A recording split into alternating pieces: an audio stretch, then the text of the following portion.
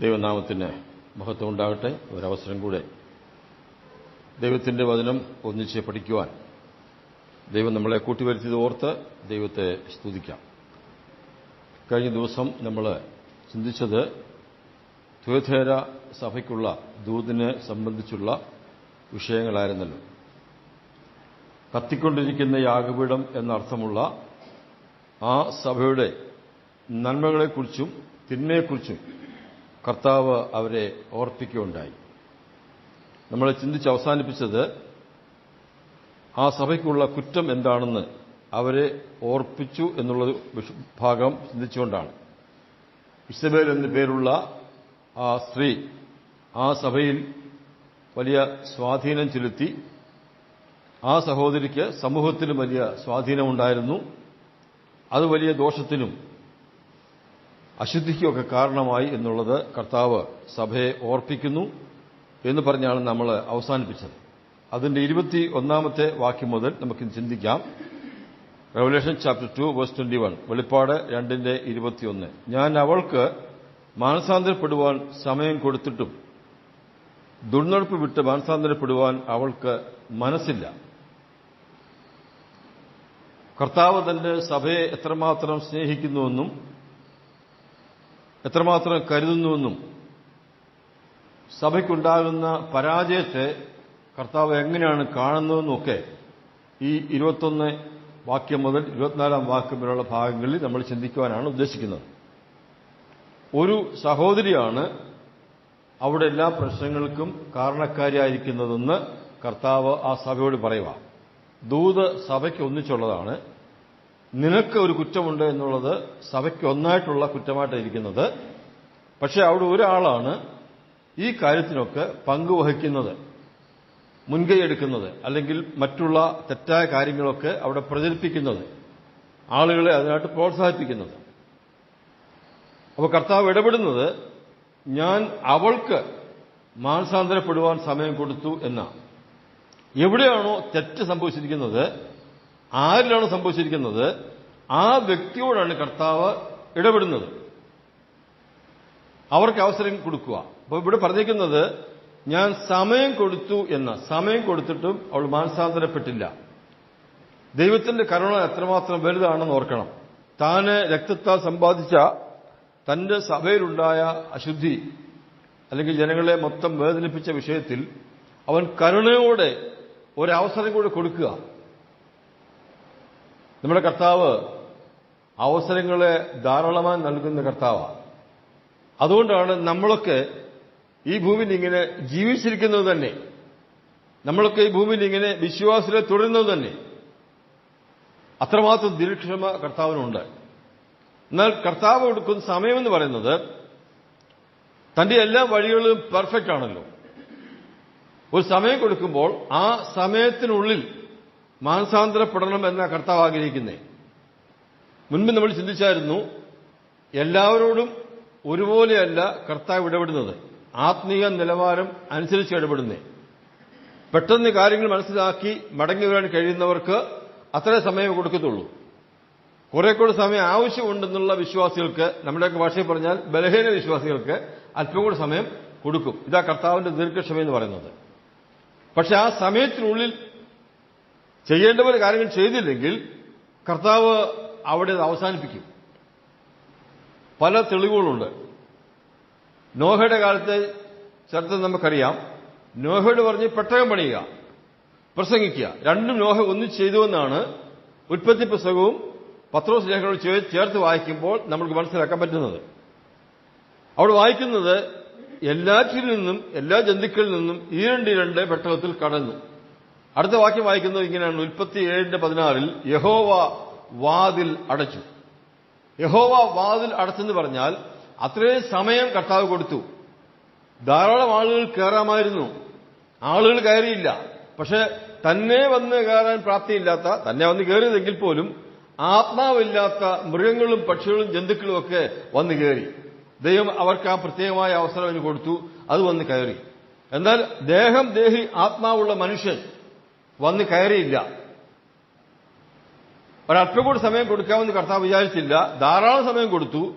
കർത്താവിന് തന്റെ കാര്യപരിപാടി സമയത്ത് നിറവേറ്റണം എന്നുള്ളതുകൊണ്ട് നോഹയും കുടുംബം കയറി യഹോവ വാതിലടച്ചു. പിന്നെ ആര് ശ്രമിച്ചാലും ആ വാതില് തുറക്കാനായിട്ട് സാധ്യമല്ല. എത്ര നിലവിളിച്ചാലും പ്രാർത്ഥിച്ചാലും ആ പ്രാർത്ഥനയ്ക്ക് പിന്നെ മറുപടി കിട്ടുകയില്ല. ഇത് വളരെ ഗൗരവത്തോടും ഭയത്തോടും ഞാനും നിങ്ങളും ഓർക്കേണ്ട കാര്യമാണ്. നമുക്ക് എവിടെയെങ്കിലും ഒരു ആത്മീയ വീഴ്ചയുണ്ടെങ്കിൽ, കുറവുണ്ടെങ്കിൽ, പരാജയമുണ്ടെങ്കിൽ അവിടുന്ന് മടങ്ങി വരുവാനുള്ള സന്ദർഭങ്ങളാണ് വചന കേൾവി. വചനം വായിക്കുമ്പോൾ ദൈവം നമ്മോട് സംസാരിക്കുന്നത്, മറ്റു പല സംഭവങ്ങളിൽ കൂടെ നമ്മോട് ഇടപെടുന്നത്, പെട്ടെന്നുള്ള ചില മരണങ്ങൾ, നമ്മൾക്കറിയാവുന്ന പരിചയമുള്ള ചില പെട്ടെന്നുള്ള മരണങ്ങൾ. അപ്പൊ നമ്മൾ ചിന്തിക്കാം, കർത്താവേ എനിക്കും അങ്ങനെ സംഭവിക്കാമല്ലോ, യാത്ര ചെയ്യുമ്പോഴോ ഒരു അസുഖം വന്നാലോ സംഭവിക്കാമല്ലോ. ഇങ്ങനെ പല സന്ദർഭങ്ങളിലൂടെ ദൈവം നമ്മോട് സംസാരിക്കുകയും നമുക്ക് സമയങ്ങൾ തന്നുകൊണ്ടിരിക്കുകയും ചെയ്യും. പക്ഷേ ചിന്തിക്കരുത് ഇഷ്ടംപോലെ സമയം കാണുമെന്ന്. ഇഷ്ടംപോലെ സമയമില്ല. തമ്പുരാനൊരു സമയമുണ്ട്. ആ സമയത്ത് ആ കാര്യം അവസാനിപ്പിക്കും. സഭാവിശ്വാസികള് നിരന്തരമായിട്ട് വചനം കേൾക്കുകയും പഠിക്കുകയും ഗ്രഹിക്കുകയും ചെയ്തിട്ടും വേണ്ടവണ്ണം ആ വചനപ്രകാരം ജീവിച്ച് ആത്മീയ ഉന്നമനം പ്രാപിക്കുകയും സഭയ്ക്ക് പ്രയോജനമായി ജീവിക്കുകയും ചെയ്ത് ഒരു പക്വതയിലേക്ക് എത്തുന്നില്ലെങ്കിൽ ഒരു പക്ഷേ അങ്ങനെയുള്ളവർക്ക് അധികം വചനം കേൾക്കുവാൻ അവസരം കൊടുത്തില്ലെന്നും വരാം. ഈ പറയുന്നത് ഞാൻ എന്റെ അനുഭവത്തിൽ നിന്ന് പറയുന്നതാണ്. ഒരു പ്രത്യേക സമയത്ത് എനിക്ക് നിരന്തരമായിട്ട് ശുശ്രൂഷ ചെയ്യുവാൻ കഴിയാത്തൊരവസരമുണ്ടായി. എത്ര ശ്രമിച്ചാലും എത്ര പ്രാർത്ഥിച്ചാലും നല്ലൊരു സന്ദേശം പറയാൻ കഴിയുന്നില്ല. പിന്നീട് കുറെ നാൾ കഴിഞ്ഞപ്പോഴേ മനസ്സിലായത് ആ ജനത്തോട് ദൈവം ആ നാളിൽ സംസാരിച്ചിരുന്നില്ല. അതിന് കാരണമുണ്ടായിരുന്നു.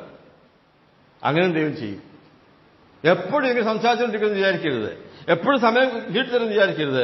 ലഭിക്കുന്ന സമയം, കർത്താവ് തന്ന സമയം പ്രയോജനമായിട്ട് നമ്മൾ വിനിയോഗിച്ചുകൊള്ളണം. അത് അവൾ ചെയ്തില്ല എന്നാണ് അവളെക്കുറിച്ച് കുറ്റം പറയുന്നത്. ഇതുപോലൊരു സന്ദർഭമാണല്ലോ ലോത്തിനെ കുറിച്ചും പറയുന്നത്. നോഹയെക്കുറിച്ച് മാത്രമല്ല, ലോത്തിന്റെ കാലത്തും സമയങ്ങൾ കൊടുത്തു. സമയം കൊടുത്തിട്ടും ലോത്ത് പിന്നെയും പറയാ ഒരല്പം കൂടി സമയം വേണം, ഞാൻ അവിടെ എനിക്ക് ഓടിച്ചെല്ലാൻ പറ്റത്തില്ല, അടുത്തൊരു സ്ഥലത്ത് പൊക്കോട്ടെ, ഇങ്ങനെ പറഞ്ഞിരിക്കുക. പിന്നെ ദൂതന്മാർ വന്ന് ബന്ധപ്പെട്ട് ലോത്തിനെ അവിടുന്ന് കൊണ്ടുപോയെന്ന് വായിക്കുന്നത്. ഉൽപ്പത്തി പുസ്തകം 19 അധ്യായം നിങ്ങൾ വീട്ടിൽ പോയി സാവകാശം വായിച്ചു നോക്കാൻ ധാരാളം പ്രാവശ്യം പറഞ്ഞിട്ടുണ്ട്.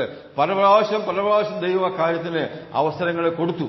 അവസാനം ലോത്ത് അവിടെ എത്തി, ആ പട്ടണത്തിലെത്തി, അല്ലെങ്കിൽ ആ മലയുടെ മുകളിലെത്തി. അവിടെ വായിക്കുന്നത് അവനോട് എത്തിയപ്പോൾ സൂര്യൻ ഉദിച്ചു.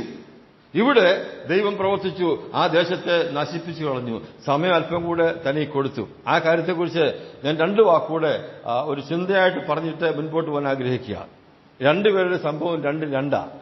നോഹയുടെ കാലത്ത് പെട്ടകത്തിൽ കയറേണ്ടവർ കയറി കഴിഞ്ഞപ്പോൾ യഹോവ സമയത്ത് വാതിലടച്ചു. പിന്നെ മധ്യസ്ഥത പറഞ്ഞ് പ്രാർത്ഥിപ്പാൻ ഭൂമിയിൽ ആരുമില്ല. ഉണ്ടായിരുന്ന ആളാരായിരുന്നു? നോഹയായിരുന്നു. പുള്ളി എവിടാ? പെട്ടകത്തിനകത്താ. പിന്നെ മധ്യസ്ഥ പറയാൻ ആളില്ല. അതാണ് ഒരു കാരണം. ലോത്തിന്റെ അങ്ങനല്ല. ലോത്തിന്റെ കാലത്ത് ലോത്തിന് ആ ദേശത്ത് നശിപ്പിക്കാൻ പ്ലാൻ ചെയ്തപ്പോൾ ലോത്തിനെ കൊണ്ടുപോകാൻ തീരുമാനിച്ചു. അവൻ കുടുംബത്തെ രക്ഷിപ്പാൻ തീരുമാനിച്ചു. അവസരം കൊടുത്തു. അവൻ പറഞ്ഞപ്പോൾ പിന്നെ അവസരം കൊടുത്തു. അവൻ പറഞ്ഞപ്പോൾ സമയം നീട്ടിക്കൊടുത്തു. കാരണം എന്തറിയാമോ? ഒരാൾ ഇപ്പുറത്തോണ്ട് മധ്യസ്ഥ വഹിക്കാൻ. ആരാ? അബ്രഹാം. അതിൽ നിന്ന് നമുക്ക് ലഭിക്കുന്ന ഒരു ആശ്വാസം. പക്ഷെ ആ ആശ്വാസം അഡ്വാൻറ്റേജ് എടുക്കരുത്. നാം ഇന്ന് വിലപ്പെട്ട് നിൽക്കുന്നത്, മുൻപോട്ട് പോകുന്നത്, ഇവിടെ നമുക്ക് വേണ്ടി പ്രാർത്ഥിപ്പാൻ ഒരുപറ്റം ദൈവജനമുണ്ട്. നമ്മൾ അറിയാത്തവരുണ്ട്. നമുക്ക് വേണ്ടി പ്രാർത്ഥിക്കുന്നുണ്ട്. എത്രയോ ആളുകൾ അപ്രതീക്ഷിതമാണ്. നമ്മൾ ചിന്തിക്കുന്നവരല്ല നമുക്ക് വേണ്ടി പ്രാർത്ഥിക്കുന്ന ആൾക്കാരുടെ എണ്ണം. അതുകൂടാതെ ദൈവപുത്രൻ സ്വർഗ്ഗത്തിൽ നമുക്ക് വേണ്ടി മധ്യസ്ഥ വഹിക്കുക. അതുകൊണ്ടാണ് നമുക്കിങ്ങനെ മുൻപോട്ട് പോകാനായിട്ട് കഴിയുന്നതെന്നുള്ള കാര്യം നാം വളരെ ഭയത്തോടെ ഓർക്കുകയും അത് പ്രയോജനപ്പെടുത്തുകയും ചെയ്യണം എന്നാണ് പറഞ്ഞ് വന്നതിന്റെ സാരം. ഇനി അതിന്റെ 21-ാമത്തെ വാക്യത്തിൽ പറഞ്ഞേക്കുന്നത് സമയം കൊടുത്തിട്ടും അവള് മാനസാന്തരപ്പെട്ടില്ല. അതുകൊണ്ട് എന്ത് ചെയ്യും? 22-20 വാക്യം വായിക്കുമ്പോൾ ഓരോരുത്തരോട് എഴുതാൻ പോവുക. ഞാൻ അവളെ കിടപ്പിലും എന്ന് പറഞ്ഞാൽ അവളെ കിടപ്പിലാക്കുമെന്നാണ് പറഞ്ഞ എന്റെ ആശയം. ഞാൻ ഇംഗ്ലീഷ് വായിച്ച് കേൾപ്പിക്കാം. I will throw her on a bed of sickness. ഞാൻ അവളെ രോഗശൈലിയിലേക്ക് എറിഞ്ഞുകളയുമെന്ന. ഞാൻ അവളെ രോഗിയാക്കും. ഒന്നാമത്തെ കാര്യം. പിന്നെ പറഞ്ഞേക്കുന്നത് അവളുമായി വ്യഭിചരിക്കുന്നവരെ അവളുടെ നടപ്പ് വിട്ട് മാനസാന്തരപ്പെടാതിരുന്നാൽ വലിയ കഷ്ടത്തിലാക്കും. In great trouble. രണ്ടാമത്തേതാ. മൂന്നാമത്തേത് 23 വാക്യം, അവരുടെ മക്കളെ ഞാൻ കൊന്നുകളയും. ഞാൻ ആ 3 വാക്യം വിശദീകരിക്കാം അല്പം. ഒന്നാമത്, അവളെ രോഗിയാക്കും എന്ന് പറഞ്ഞാൽ അവളെ രോഗിയാക്കി കിടക്കയിൽ കിടത്തെങ്കിൽ മാത്രമേ ഇനിയും സഭയ്ക്ക് സമാധാനം ഉണ്ടാകത്തുള്ളൂ. തമ്പുരാൻ ചെയ്യുന്ന കാര്യങ്ങളും ചിന്തിച്ചു നോക്കി. ആദ്യം പറഞ്ഞത് സഭയോടെ പറഞ്ഞത്, നിനക്കൊരു കുറ്റമുണ്ട്, നിനക്ക് ആ കുറ്റം വന്നത് ഓൾ അസംബ്ലിക്കാം, മുഴുവൻ സഭയ്ക്കാം. പക്ഷെ അതിന്റെ കാരണക്കാരി അയാളെ തന്നെയാണ് പിടിക്കുന്നത്. മുഴുവൻ സഭയെ രോഗിയാക്കി കട്ടില കിടത്തിയോ? ഇല്ല. ഞാൻ സഭയ്ക്ക് ദോഷമാണെങ്കിൽ എന്നോട് എന്തെല്ലാം കർത്താവ് ചെയ്യാമോ അതെല്ലാം ചെയ്യും. അത് എന്നോടുള്ള ദേഷ്യം കൊണ്ടല്ല, സഭയോടുള്ള സ്നേഹം കൊണ്ടാണ്. അവളെ കിടപ്പിലാക്കി. I will throw her in the bed of sickness. രോഗക്കിടക്കയിലേക്ക് ഞാൻ അവളെ എറിഞ്ഞുകളയുമെന്ന് ഇംഗ്ലീഷ് പറഞ്ഞേക്കുന്നത്. അവളെ എവിടെ കിടത്തുക, അതൊന്ന്. രണ്ടാമത്തേത്, അവളോടുകൂടെ വ്യഭിചരിക്കുന്നവരെ എന്ന് പറഞ്ഞിരിക്കുന്ന ആശയം, അവിടെ അങ്ങനെ ഒരു പാപം ലിറ്ററലി നടക്കുന്നില്ല. ഇപ്പം നടക്കുന്നതെന്ന് ചോദിച്ചാൽ, കഴിഞ്ഞ ആഴ്ച വിശദീകരിച്ചതാ, കർത്താവിനേക്കാൾ അധികമായിട്ട് ആരെയെങ്കിലും എന്തിനെയെങ്കിലും ഏതിനെയെങ്കിലും സ്നേഹിച്ചാൽ, കർത്താവിന്റെ പത്യോപദേശത്തെ വിട്ട് വേറെ ഉപദേശത്തിന് പിന്നാലെ പോയാൽ, അതിന് പഴയ നിയമകാലം പോലെ പറയുന്നൊരു വാക്കാണ് വ്യഭിചാരം, പരസംഗം എന്നൊക്കെ. അതിനർത്ഥം ദൈവത്തെക്കാൾ അധികം സ്നേഹിക്കുന്നു എന്ന അതിന്റെ ആശയം, അതിന്റെ അർത്ഥം അതാണ് ഇവിടെ സംഭവിച്ചിട്ടുള്ളൂ. ഈ സ്ത്രീ അങ്ങനെ ജീവിക്കുന്ന ഒരു സ്ത്രീയെന്നല്ല ഇവിടെ പറഞ്ഞിരിക്കുന്നതിന്റെ ആശയം. അവളുടെ തെറ്റിന് കൂട്ടുനിന്നു എന്നാ പറഞ്ഞതിന്റെ ആശയം. അങ്ങനെയുള്ളവരെ ഞാൻ വലിയ കഷ്ടത്തിലാക്കും. അവളാ കാരണക്കാരി എന്ന് പറഞ്ഞ് ഒഴിയുവാൻ എനിക്ക് നിങ്ങൾക്കും അവകാശമില്ല. ഒരാളുടെ തെറ്റ് മുഖാന്തരം ഞാൻ അതിനെ പിൻപറ്റേണ്ട കാര്യമില്ലല്ലോ. ഒരാൾ തെറ്റായിട്ട് പ്രസംഗിച്ചു, ആളിനോട് സംസാരിക്കുക, ആളിനെ ബോധ്യപ്പെട്ടില്ലെങ്കിൽ ആളിനെ കറക്റ്റ് ചെയ്യുക, ബോധ്യപ്പെട്ടില്ലെങ്കിൽ ഒന്നും മാറ്റി നിർത്തുക. 2-3 വട്ടം പറഞ്ഞിട്ട് ഒഴിക്കാനാണ് പറഞ്ഞേക്കുന്നത്, ഒഴിച്ചു നിർത്താനാണ് പറഞ്ഞേക്കുന്നത്. അല്ലാതെ നമ്മൾ അതിന്റെ കൂടെ നിന്നിട്ട് നമ്മളുടെ തെറ്റിന് കൂട്ടു നിന്നിട്ട് കർത്താവിന്റെയും ശിക്ഷ വാങ്ങിപ്പാൻ ഇടയാകരുത്. അപ്പൊ കർത്താവ് ക്രമമായി ചെയ്യുന്നത് നോക്കിക്കേ, അവളെ രോഗിയാക്കി കിടത്തും. 2, അവിടെ കൂടെ സഹകരിച്ചു പോയ ആൾക്കാരെ കഠിനമായ കഷ്ടത്തിലാക്കി, ട്രിബുലേഷൻ, കഷ്ടത്തിലാക്കും, രോഗത്തിലാക്കും. പിന്നെ പറഞ്ഞിരിക്കുന്നത് അവിടെ മക്കളെ കൊന്നുകളയും എന്ന് പറഞ്ഞാൽ അവള് പ്രസവിച്ച മക്കളെക്കുറിച്ചല്ല അവിടെ പറഞ്ഞേക്കുന്നത്. കാരണം അവരുടെ മക്കൾ എന്ത് ചെയ്തു? അതിന്റെ ഉദ്ദേശം, മക്കളെന്ന് പറയുന്നത് നമ്മൾ വായിക്കുമ്പോൾ സംഘത്തിൽ വായിക്കുന്നത് ഉദരഫലമെന്നല്ലേ, ഉദരഫലം. അവിടെ പ്രവൃത്തി ദോഷത്തിന്റെ ഫലമായിട്ടുണ്ടായവരെയല്ല നശിപ്പിച്ചു കളയാന്ന് പറഞ്ഞതിന്റെ ആശയം.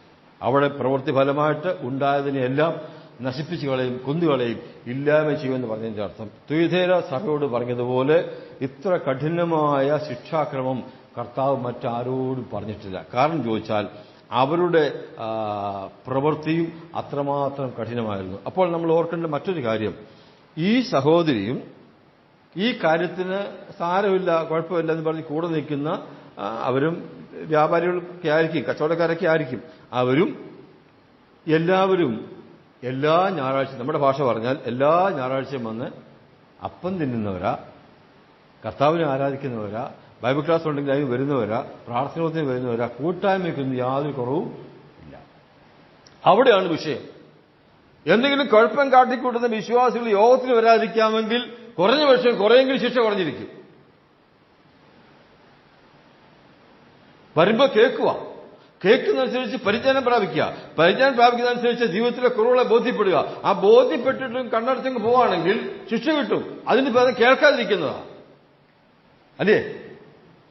അറിഞ്ഞവൻ അടി കൂടുതലാ, കേട്ടവന് കൂടുതൽ കണക്ക് ചോദിക്കും. ഇനി തിരുവത്താഴെ സംബന്ധിക്കുമ്പോൾ പറഞ്ഞേക്കുന്നത്, അയോഗ്യമായി അപ്പം തിന്നുകയും പാനപാത്രത്തിൽ കുടിക്കുന്നവരൊക്കെയും ശിക്ഷ അനുഭവിക്കും. അവരെന്ത് ചെയ്യുന്ന